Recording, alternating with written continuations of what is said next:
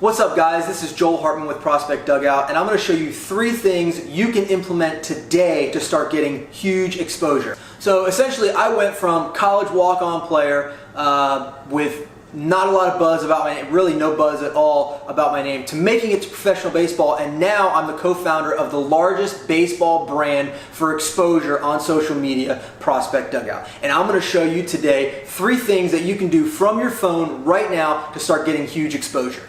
Now, you're probably wondering, as a baseball player, what can I do to maximize my exposure? What can I do to get my name out there? I'm putting in the hard work, my son is putting in the hard work, but we're just missing it when it comes to getting exposure. We're spending a ton of money on college showcases and events, but we're really not getting anywhere. I was a college walk-on. I walked on as an unknown player to a small, tiny college in Lakeland, Florida, ended up making the team, and we ended up winning national championship a few years later, and I ended up playing professional baseball. Now, I had to work hard to get there, but if I would have known the things that I know today, if I would have known the things that I could do right now with my phone, if I knew them back when I was playing, I could have had so much more success on and off the field. I could have built a brand, I could have started making money doing different things.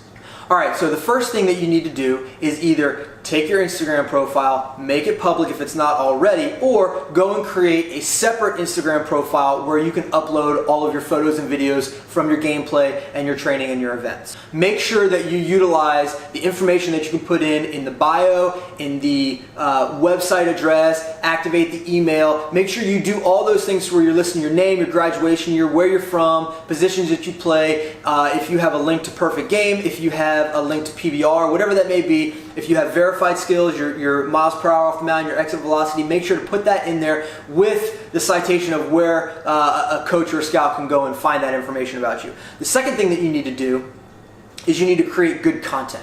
Okay? You don't want to have something boring where we got to sit through 10, 15 seconds waiting for you to walk up to the plate. No, a coach or a scout is not interested in taking their time to find out more information about you if they don't see something that catches their eye right away.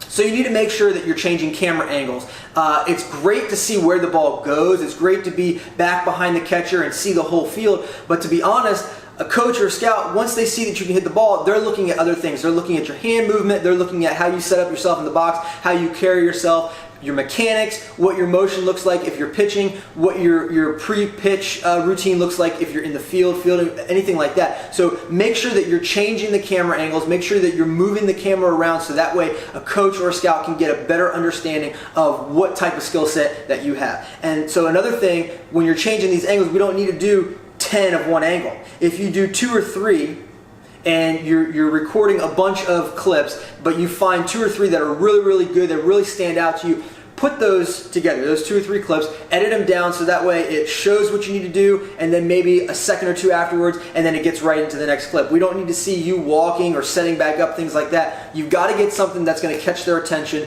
and keep them watching that video. The third thing that you need to do is you need to make sure that you're posting consistently. Okay? There's no such thing as posting too much or posting too little. Well, there really is. If you're not really posting about yourself, how is someone going to find you? And now if you're posting too much and it's the same thing over and over and over again, it's not something that's going to catch somebody's eye. So that plays into the factor of creating the content. Make sure that you're changing the angles. So when you're posting, post consistently, try to post every day. Make sure that the video that you post today is not the same as the video you post tomorrow. Maybe switch up the angles. It could still be cage work and hitting, but maybe you're working on something else. Maybe you're doing a one-hand drill. Maybe it doesn't matter what it is, just make sure that you're telling a story, creating a pattern of different viewpoints of your skill set. They want to see more angles, they want to see more of what you have to offer. And as you start posting consistently, as you start getting your name out there, you're going to start to understand the proper times to post. You're going to start to understand which content that you're creating, when you post it, what has the most engagement, what is getting the most attention.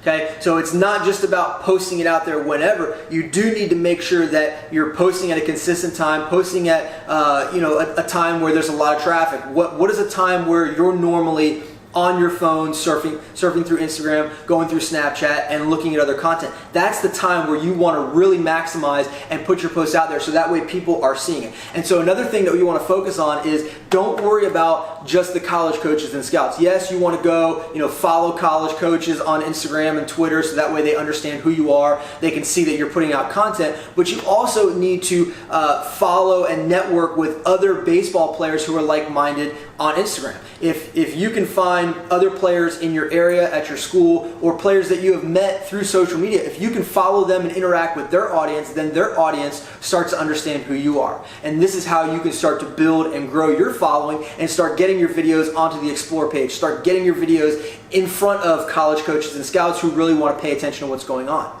And another thing, as you start posting videos, you'll start paying attention to the caption that you put. You don't want to just put, this is my hitting video. Go into detail. Talk about what you're working on. Talk about the skill that you're trying to improve that day, just to give a little bit of information about you.